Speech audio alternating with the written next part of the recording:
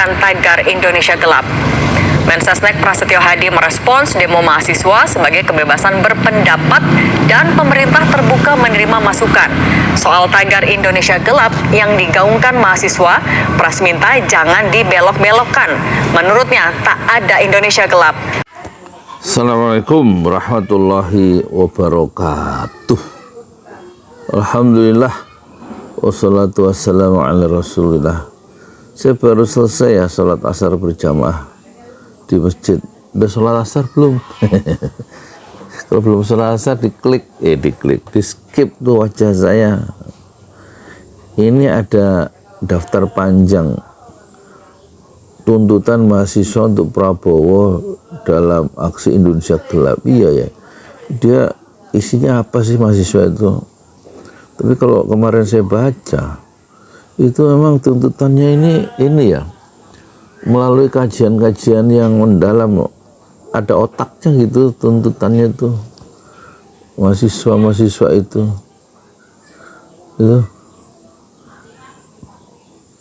Yang pertama ini aksi Indonesia Gelap ininya BMSI ya. BMS itu penggagasnya BMSI itu Badan Eksekutif Mahasiswa seluruh Indonesia sebagai respon ya terhadap persoalan bangsa yang dianggap ngancem masa depan bangsa. Jadi koordinator pusat BMSI itu namanya Satrian Naufal Putra Ansar. Itu isinya itu mengandung mewakili ya ketakutan, kekhawatiran serta mengandung kesejahteraan warga. Bagi Indonesia, bagi kami katanya Indonesia Gelap sudah cukup mewakilkan ketakutan, kekhawatiran serta kesejahteraan warga. Wah, itu waktu dihubungi Tempo di 17 Februari. Satu, tuntutannya itu ini ada 13 ya. Saya bacain supaya penonton tuh tahu dan jangan lupa sabar ya.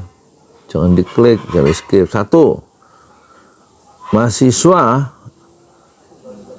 menuntut pencabutan Inpres nomor 1 tahun 2025.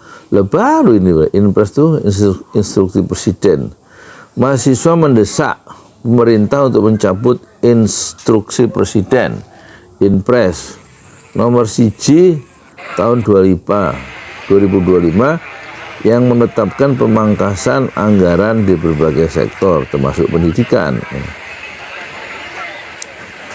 Mahasiswa menilai bahwa kebijakan ini tidak berpihak ya, pada rakyat dan dapat memperburuk kondisi pendidikan nasional. Itu pertama. Yang kedua, tuntutannya menolak pasal rancangan Undang-Undang Minerba. Kok masih ada rancangannya tuh? Badan Eksekutif Mahasiswa seluruh Indonesia menyuarakan penolakan terhadap rencana pemberian izin usaha pertambangan IUP bagi perguruan tinggi. Bagi perguruan tinggi yang tercantum dalam revisi Undang-Undang Nomor 4 Tahun 2009 tentang mineral dan batu bara, Undang-Undang Minerba. Nanti perguruan tinggi, dosen-dosen dan yang lain tuh nggak bisa lagi ngomong sama pemerintah ya, nggak bisa lagi menegur penguasa lah. Mereka udah termakan budi dikasih izin usaha pertambangan ya nggak, masih perguruan tinggi itu loh. Mahasiswa menilai kebijakan ini berpotensi merusak lingkungan akademik, mencederai independensi kampus dan bertentangan dengan prinsip keberlanjutan. Pada 20 Januari 2025, semua fraksi di DPR perwakilan rakyat DPR RI sepakat menjadikan rancangan revisi Undang-Undang Minerba sebagai usulan inisiatif Dewan. Ini termasuk PKS berarti, masuk PDIP, masuk Demokrat yang tadi ya.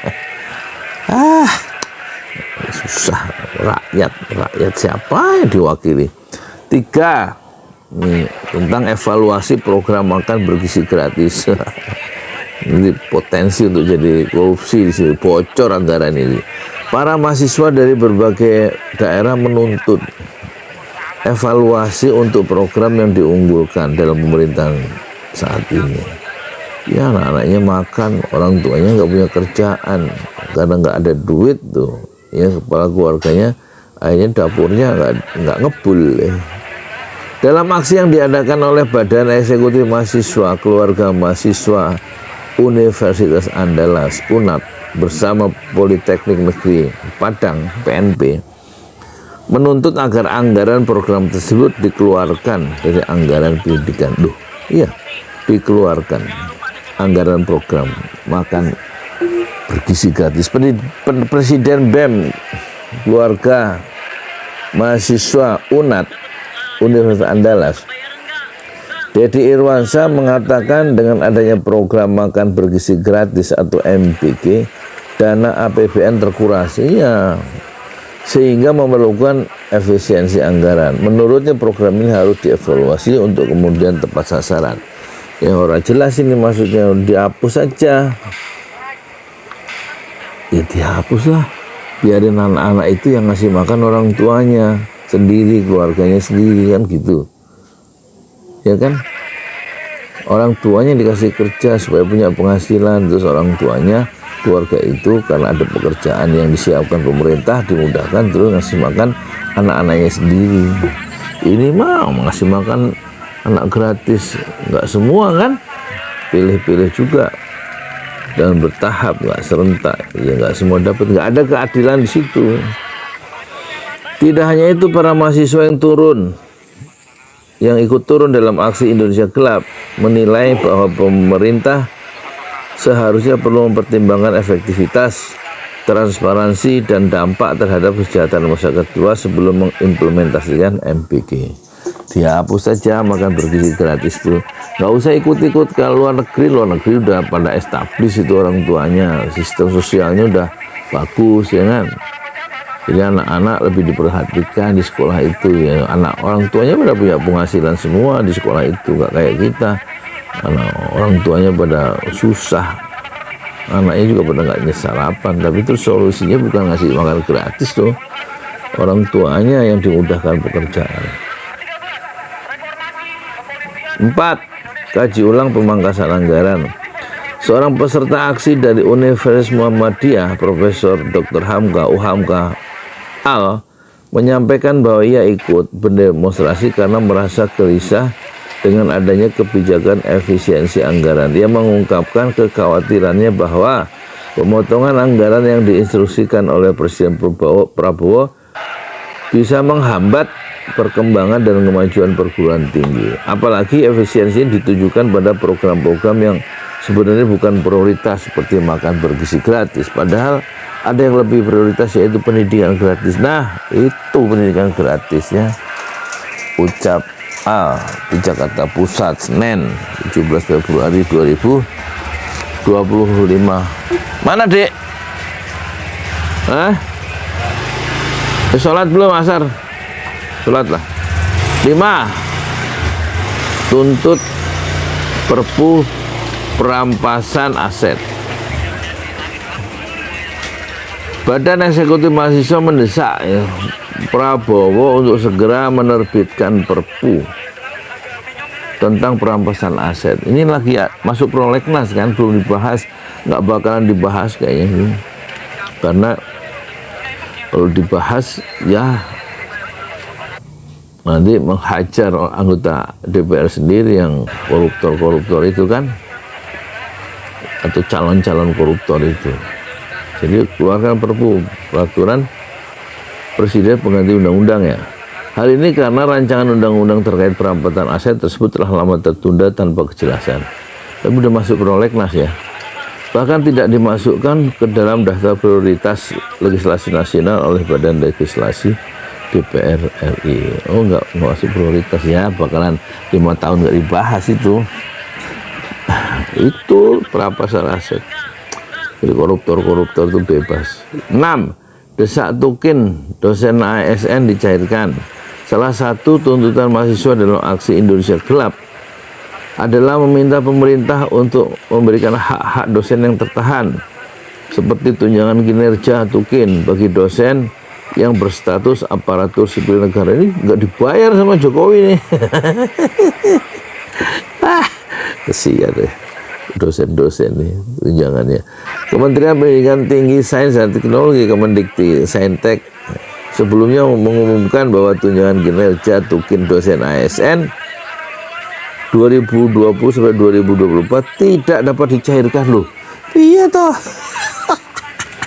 Kasihan dosen-dosen ngarepin tapi nggak.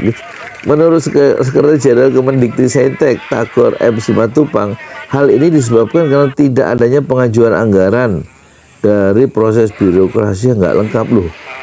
Iya, emang nggak bisa diajukan anggaran susulan gitu. Jadi ada APBN perubahan, perubahan bisa diatur lah. Korupsi aja bisa, masa yang hak-hak dosen nggak bisa dicairkan? Korupsi aja bisa dicairkan. Aduh, maling-maling dapat duit banyak, ini yang bekerja untuk mencerdaskan bangsa. Dosen-dosen itu tunjangannya tukin, apa istilahnya itu tukin ya, tunjangan kinerja nggak bisa dicairkan tuh gimana sih? Ampun dah. 7, berhenti membuat kebijakan tanpa riset. Nah ini main bikin aja nggak pakai riset. IKN itu kereta cepat, tawaran Cina langsung diambil. Dibohongin apa Cina, nggak usah pakai APBN. Akhirnya pakai APBN pemerintah ya. Akhirnya membengkak kereta cepat. Akhirnya utangnya 130 tahun, itu BMP-nya baru big point kereta cepat. Nggak pakai riset sih, pakai riset. Ya udah melakukan riset, Jepang nggak layak sebenarnya itu IKN, karena minimal kereta cepat itu 300 km kereta cepat tuh paling sedikit ya kan? Sebab kalau di bawah 300 kilo seperti Jakarta Bandung yang hanya 150, itu nanti kalah sama angkutan darat. Dan minimal 300 km kereta cepat, dan maksimal 800 km. Kalau lebih dari 800 km itu akan kalah sama pesawat kan gitu. Itu kajian internasional gitu. Ini karena nggak pakai riset, atau risetnya orang Jepang nggak dipakai. Nah akhirnya terus main bikin aja kereta cepat. Nah nggak layak kan akhirnya. Kata orang Jepang nggak layak sebenarnya, nggak usah bikin kereta cepat karena terlalu pendek jaraknya.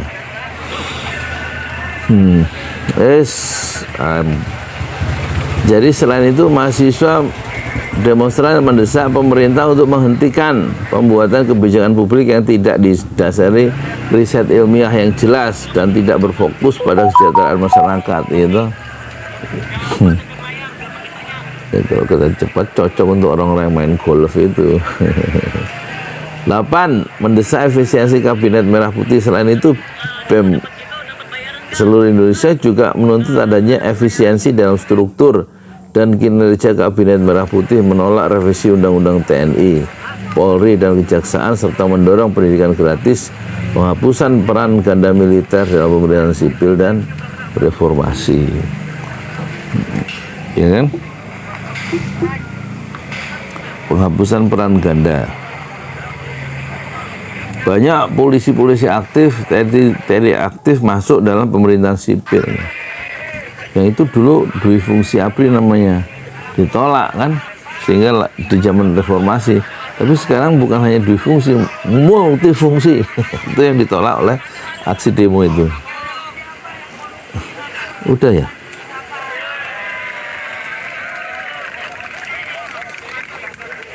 Loh, ini mestinya 13 kalau di tempat lain ya.